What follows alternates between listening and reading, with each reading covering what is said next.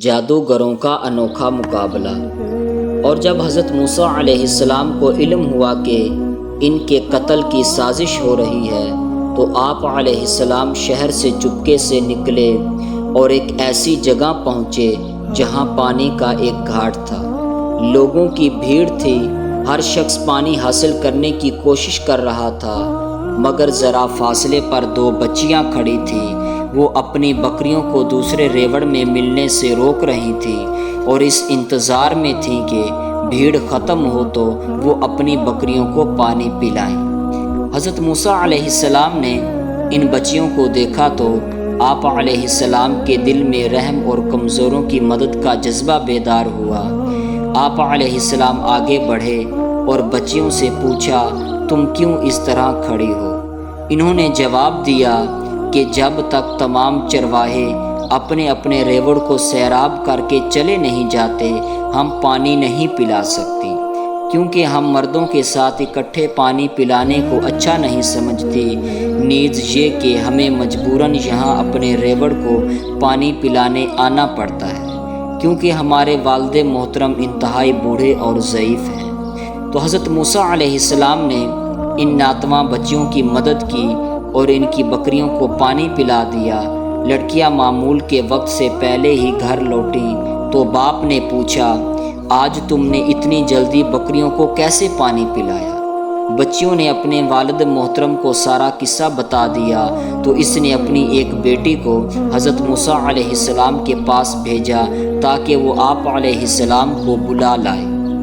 لڑکی شرم و حیا کا پیکر نبی حضرت موسیٰ علیہ السلام کے پاس حاضر ہوئی اور عرض کی، میرے والد محترم آپ کو بلاتے ہیں تاکہ آپ نے ہماری بکریوں کو جو پانی پلایا ہے اس کا آپ کو معاوضہ دیں۔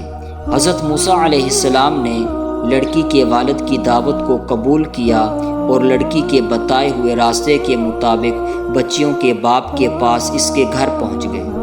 اب حضرت موسیٰ علیہ السلام نے اس بوڑھے شخص کے گھر میں سکون محسوس کیا۔ حضرت موسیٰ علیہ السلام کے بلند کردار، اعلیٰ اطوار اور پاکیزہ گفتار کو دیکھ کر ایک بچی نے اپنے بوڑھے باپ سے درخواست کی کہ ابا جان، آپ اس شخص کو نوکر رکھ لیجئے، کیونکہ یہ طاقتور بھی ہے اور دیانتدار بھی۔ اس نے کنویں کا بھرا ڈول اکیلے کھینچ لیا تھا جسے ایک آدمی خالی اٹھا بھی نہیں سکتا۔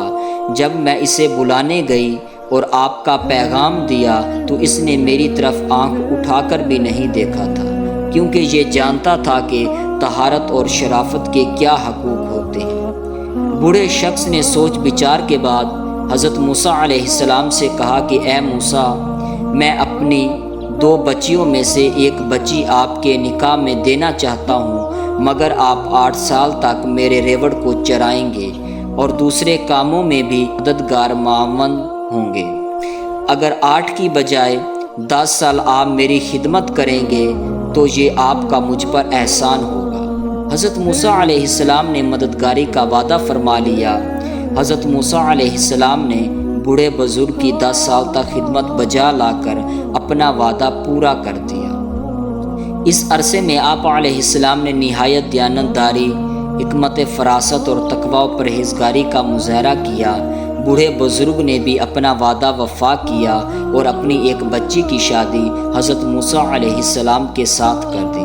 بچی کے بوڑھے باپ نے حضرت موسیٰ علیہ السلام کو بہت ساری بھیڑیں اور بکریاں دیں۔ اب حضرت موسیٰ علیہ السلام کو وطن کی یاد ستائی۔ آپ علیہ السلام کا دل بے قرار ہو گیا۔ آپ علیہ السلام نے اپنا سارا سامان سمیٹا اور اپنی بیوی کو لے کر مصر جانے کی تیاری کر لی۔ بوڑھے بزرگ نے حضرت موسیٰ علیہ السلام کو دعاؤں کے ہم رکاب رخصت کیا۔ حضرت موسیٰ علیہ السلام نے سفر جاری رکھا حتیٰ کہ وادی طور سینا جا پہنچے۔ دراصل حضرت موسیٰ علیہ السلام راستہ بھول کر اس طرف آ نکلے تھے۔ اب آپ علیہ السلام اس سوچ میں تھے کہ صحیح راستے کا پتہ کس سے معلوم کریں۔ آپ علیہ السلام نے ادھر ادھر نظر دوڑائی کہ شاید کوئی آبادی کا نشان نظر آ جائے تو وہاں جا کر ان سے راستہ دریافت کر کے منزل تک پہنچے۔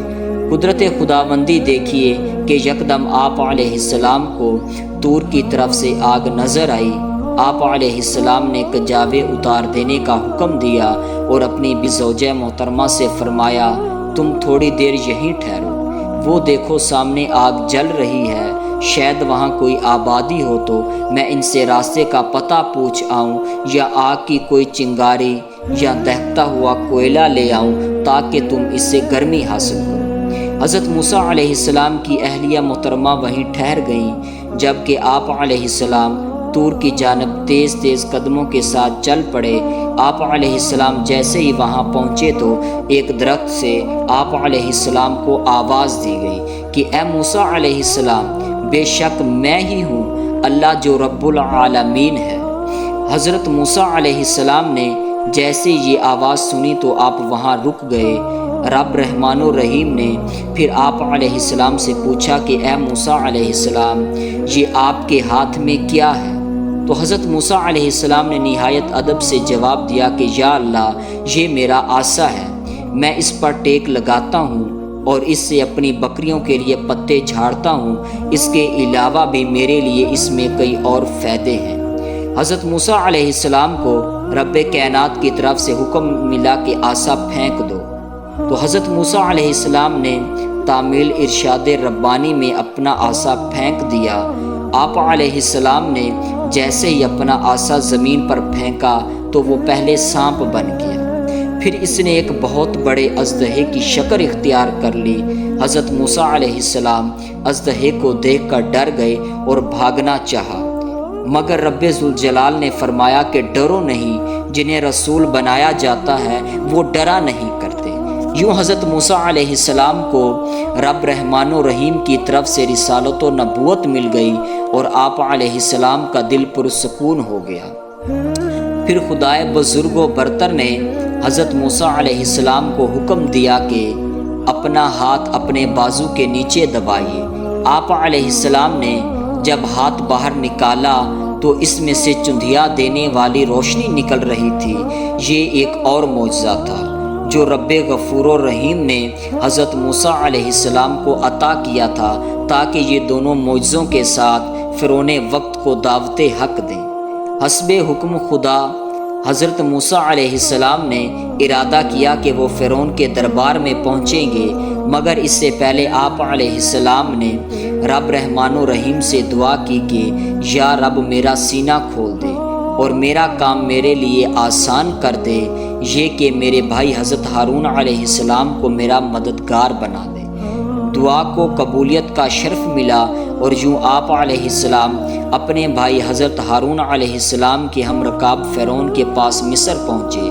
اسے دعوت حق دی، مگر اس نے آپ علیہ السلام کی بات ماننے سے یکسر انکار کر دیا اور کہنے لگا کہ اے موسیٰ علیہ السلام، اگر تو سچا ہے تو کوئی معجزہ دکھا۔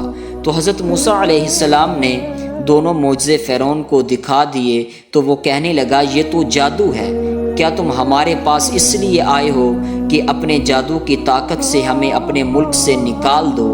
اب فرعون نے سوچا کہ جادو کا توڑ جادو سے ہی کیا جا سکتا ہے، لہٰذا اس نے مصر کے تمام بڑے بڑے جادوگروں کو اکٹھا کیا اور انہیں انعام و اکرام کا لالچ دے کر مقابلے کا ایک دن مقرر کیا۔